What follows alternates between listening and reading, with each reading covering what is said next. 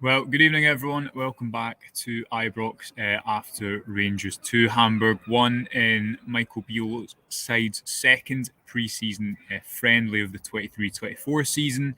Relatively routine win overall, I'd say, for Rangers.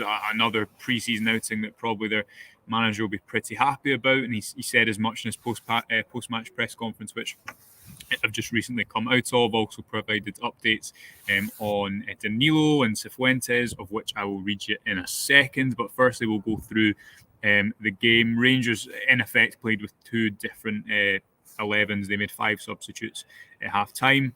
But then they also made a number of changes about the 50-60 minute mark. And then by the end, it was a completely, almost, I think, if not totally, completely different 11 to the one that started the game. But Hamburg, for the first 30 minutes, a relative amount of control with the ball. They had an interesting tactic where they brought their goalkeeper out, which made it quite difficult for Rangers to press them aggressively. But, a lot of Rangers' European games will be spent in that kind of mid-zone where you're trying to press teams at the right time but conserving energy. So another good test in that regard.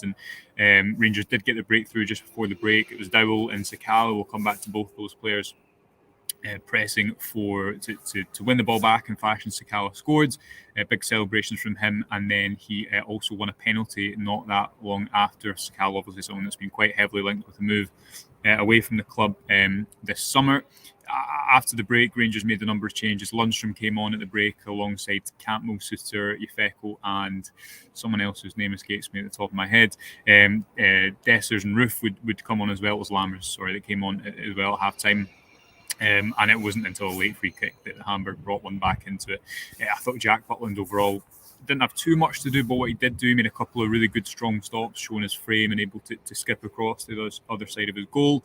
A number of players impressed, one of which being John Lee Yefeko, who Michael Beale spoke about in his post-match press conference. Nico Raskin started the game again at the base of midfield's first sighting of Cyril Dessers, as well as Kemar Roof, who looked sharp. I know you kind of aren't allowed to say that because of his injury record over the last couple of seasons, but you do just see why. If he's fit, there's not much that he lacks as a forward. Ridvan for me is probably the pick of the bunch over the 60 minutes or so that he played. I thought, alongside Sam Lammers, who's really bright after the break, and Kieran Dowell, who I thought continued to show why he might be a little bit of a surprise signing, one that went under the radar, the first official signing of the summer when it was made back before the game, the 2-2 draw against Hearts at the tail end of last season. Dowell obviously is a technician and he's thought of as an attacking player, but I think what you've seen so far is quite a lot of what he can give you against the ball as well. There was one sequence in the first half where he won 3 slide tackles in a row, and to play in the midfield for Rangers, I guess if you're looking at players that allow you to play with just one number 6 or one holding player at one point, then that's promising, because Dowell, I think, has shown that he can receive the ball and build in deep areas, even if he did get caught a couple of times, and as well as that contribute on the other side of the game. Other performance, again, I thought Sam Lammers, you can just see how he's going to raise the kind of technical level of this team in the final third. So two-footed and can go either way. There was one moment where he received the ball, isolated himself out wide, and then managed to fake on his left before eventually flashing the ball across the face of goal on his right-hand side. Dessers was only taking part in a number of sessions, so I don't think you're seeing the best version of him. Not too much to note. Missed a relatively good chance after, I think it was Kemar Roof pressed in on the goalkeeper. And an interesting point that Beale spoke about after the game, and we're going to cover this in greater detail this week, but I think the one area of the pitch that he really lacked substance after he came in last season was at the top end. Not only did Rangers lack a reliable goal scorer, players who they could count on in any number of games, I think what Beale also referenced a lot was the energy off the ball, the energy that his side lacked, and not only when you're trying to press teams and close them down, but I guess when you're trying to sit in that block and protect your defence by keeping the game away from your half, which is such an important part. And Dessers and Roof, Lammers as well, Sima, who I thought we can come on to, but I think you're starting to see what he offers, even if it's not going to catch the eye just yet. But all of which demonstrated how they can be an asset in that regard. Sima, for me, a player who You saw how he's going to be a really effective runner in transition for Rangers when they're looking to stretch the game over the top. A couple of frustrating moments, should have scored a couple of goals. Again, it's pre-season, isn't it? And that's what these games are for. But again, someone that Beale was happy with after the game. And you can see with the different profiles of forwards that Rangers have signed this summer, Dessers, Sima, Lammers, and then Roof coming off the bench as well today, that there's real variety across that forward section. And finally, I should mention as well, fantastic to see Tom Lawrence back in the pitch, who Beale was again reiterating in his press conference just how well he's been training. He received a fantastic ovation, having been out of action for almost a year since his injury last August. On to the other important stuff. The manager was speaking about the transfer latest in this press conference. I'll just read you his answer there. And when asked, where is the Danilo transfer, Beale said nothing less or more than where it was yesterday. There was lots of reports about bids being accepted or rejected, and it's somewhere in between. It will come to fruition or it won't. He's a good player. We're not the only team interested in him. He's not the only target we have either. But that's the name that's getting run with. Pardon me. So let's just, out of respect for Arne Slot and Feyenoord, in the negotiations, should stay quiet. Pardon me. You know, they come out from the other side rather than this side, and we'd rather be quiet. And where it goes, we'll wait and see. So. Interesting kind of quick comments on the Danilo front.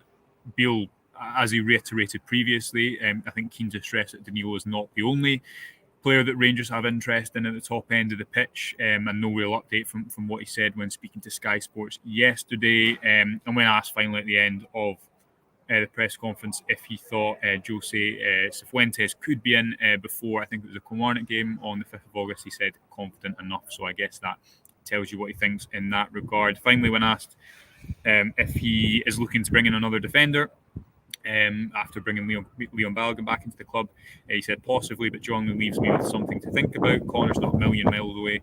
Young Leon was better than you thought, so if anything, I'm a little bit overloaded there. We've been looking to strengthen every position. I want to raise the competition. I wanted to make everybody feel pleasantly uneasy, which is a good phrase, wanting everyone to feel that they have the part to play, but I didn't want anyone to feel comfortable here. I want people to feel uneasy in terms of fighting for their shirt, so if I can strengthen in any area, I will do. And just finally, the other interesting thing, if I can find it in this press conference, I might not be able to quickly, but in effect, the manager spoke as well, just about the energy at the top end of the pitch. How important that's going to be for him over the course of the season, and how he liked the look of playing with Lammers in behind a Dessers and Roof partnership as well. Let's get to a few comments before we end the video. Myself and Johnny are going to be live on the members channel tomorrow morning to look back on it in greater detail. I haven't watched it back. Graham says, Raskin is a baller. I'm looking forward to him terrorising the middle of any team we play this season. Yeah, there's a moment in the first half where he really cut through the Hamburg press, and I just think he gives you so many options when playing at the base of midfield. Interesting to see what Michael Beale does there, because he's got Lundstrom, Raskin, Jack, obviously Cifuentes looks imminent in that midfield area. He said he thought he needed one more midfielder, and I wonder just how much Raskin will spend at the base of midfield this season with someone like Dowell capable of playing that number 8 position, or Cantwell as well, capable of doing that alongside Cifuentes. You do start to total up your numbers there. But for me, Raskin, when he plays at the base of midfield, I think Rangers just look a lot more fluid playing through the thirds.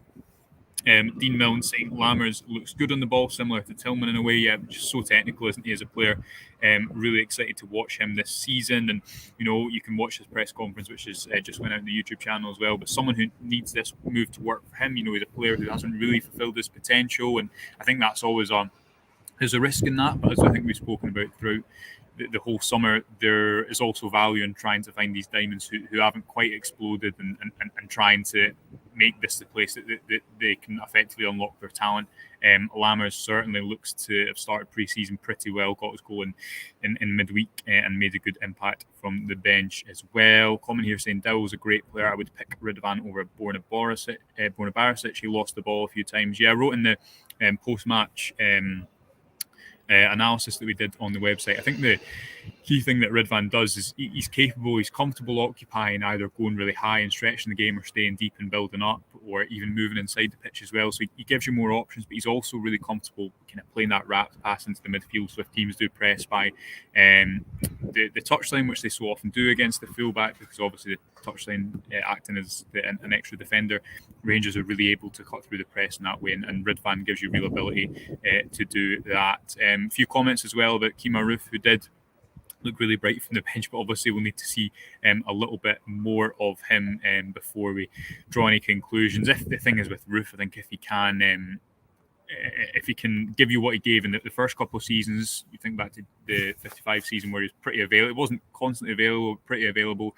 In the season following, he did spend a bit of time out through injury, but there was also a lot of time where he just wasn't getting a game when Gio was there.